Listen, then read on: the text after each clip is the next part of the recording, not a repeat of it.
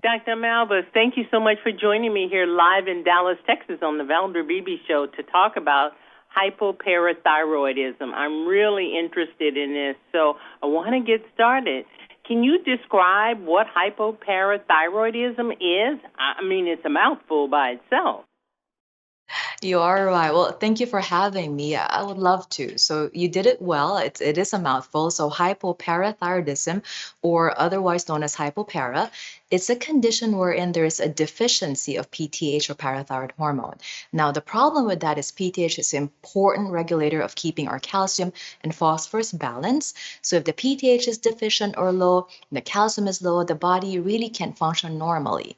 Now, by far, the most common cause for this is after neck surgery, usually after thyroid surgery, and that accounts for around 75% of the cases. What are the symptoms of this disease so one can know and report it to their doctor? It can be a wide variety, from numbness or tingling in your fingertips or toes to numbness around your mouth to cramps that can be occurring more often to life-threatening ones such as seizure, difficulty breathing from bronchospasm. And the symptoms can also happen suddenly or acutely or can be more long-term, more chronic, like kidney disease, calcium buildup in different parts of your body, or brain fog even for some patients. I'm going to take this one from, where's this one coming from? Instagram. The poster would like to know, is there a difference between hypo and hyperthyroidism? So hypoparathyroidism, meaning it's not working well. So the PTH is low or the parathyroid is not working well. Hyperparathyroidism, on the other hand, is too much. So it's a PTH excess. So they're just different balances of the same organ. Thank you so much, Doctor and Poster. Hopefully that helps you. Doctor, are there any major risks to this disease that we need to be aware of? Yes, so since we know that most of these come after surgery for the thyroid, it's important to talk to patients who are needing thyroid surgery that this can be a complication, although rare, but this can happen after thyroid surgery. It is also important to know that patients with hypopara need personalized care. They have to take calcium and vitamin D to regulate their calcium and phosphorus level, and sometimes this can be too much and patients still don't feel well. So it's important to communicate with patients to see how they're doing, how their symptoms are doing, how they're managing with their medications, and also are they having any complications that we discussed earlier. And it's important to look at the patient more than just their lab values. I want my audience to know that Dr. Malbus is board certified in internal medicine and endocrinology by the American Board of Internal Medicine.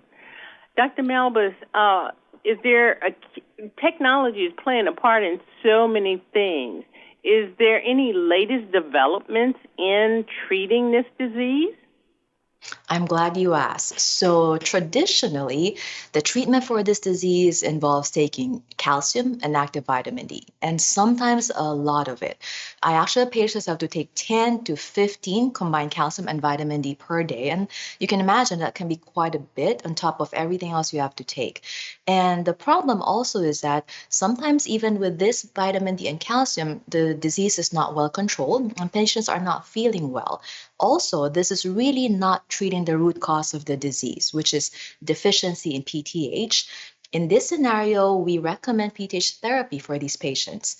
And that's where your VPATH comes in. It is the first and only FDA-approved treatment for adults with hypopara living in the United States. Now, it's not known if it's safe for a patient who just got recently diagnosed with the disease or in children or the calcium is too low to begin with. It comes in ready to use daily self-injection that offers a steady release of PTH over a 24-hour period of time. Now, don't use it if you're allergic to Yorvipath or any of its component. And important to know that there are side effects seen, and which include high calcium or low calcium. That's why you need to adjust or titrate the dose. Rare bone cancer has been reported, and also a dizziness when standing up. Now, I'm glad you have me here because this is the reason why I'm here in collaboration with Ascendis Pharma, not only to bring awareness to this rare disease, as you mentioned, but also to let patients know that if they have hypopara and they're not doing well, there's another treatment option available for them if they're not doing well on conventional therapy. Thank you so much, Dr. Malbus. Thank you for loving what you do because you're well informed. I have one more question for you, and I'll take this one from Facebook. The poster wants to know, is Hashimoto's disease what you're speaking of, or is that something different? It's a completely different disease, so I encourage them to talk to their doctor more about that question. What is the takeaway you want my audience to have today? So if your audience or their family member, their loved ones, anybody they know is living with hypoparathyroidism, please talk to your doctor to see if this treatment option is right for you. If they have any more questions or they like more information, they can go to yourvipath.com. I'm going to spell that out. It's YORVIPATH.com for the full safety information. Dr. Malbus, thank you for this very eye-opening information that you've shared with my audience. I'm sure it will resonate with many people. Have a great weekend. You too. Thank you so much. Hi, I'm Valder Beebe, host of The Valder Beebe Show. We have over 1,000 videos on ValderBeebeShow.com and YouTube.com/ValderBeebeShow. We upload new videos daily. Our site is a modern baby boomer platform with news and information important to boomers. Subscribe to youtube.com/ValderBeebeShow and stay connected as I interview the world's most fascinating people.